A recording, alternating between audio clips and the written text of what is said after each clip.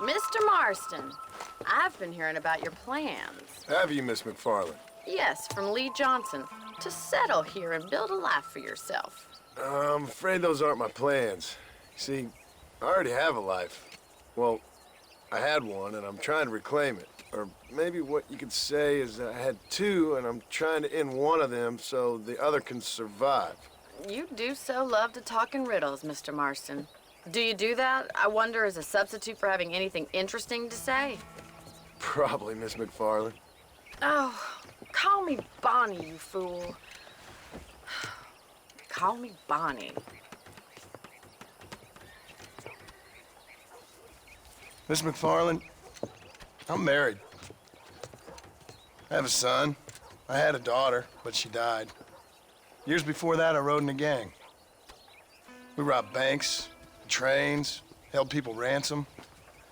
We killed people we didn't like. Bill Williamson was in that gang. Now, if I don't capture my former brother in arms, great harm will befall my family. Now, I don't suppose any of this is very interesting to you, but I hope it explains why I wasn't so eager to talk about it. No, I do understand. I had no idea. You poor man. Even in this new country, memories don't really fade. My father was an illiterate Scot born on the boat into New York. He never saw his homeland, but to hear him talk about it, you'd imagine he only ever ate haggis and wore a kilt. And he hated the English for what they had done to his great-grandparents that he'd never met. People don't forget. Nothing gets forgiven. That's true, especially when it comes to money.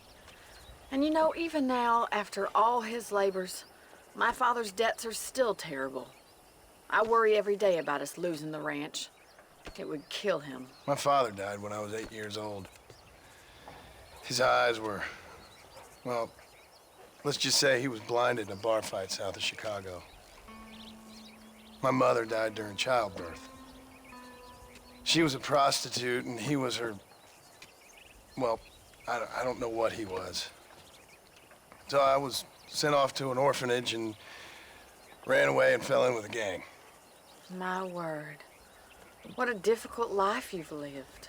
The leader of the gang taught me how to read, taught me how to see all that was good in the world. He was a great man in a way.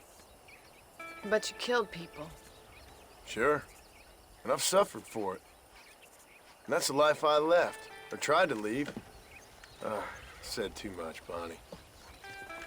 I'm an uneducated killer, sent here to do all I can do well. Kill a man in cold blood so that another man may do his part to cut crime in an area, and a rich man can be elected governor on the back of these promises. Civilization is a truly beautiful thing, Mr. Marston. Listen, can you help me? Well, I can try. What do you need, money? No, nothing so complicated.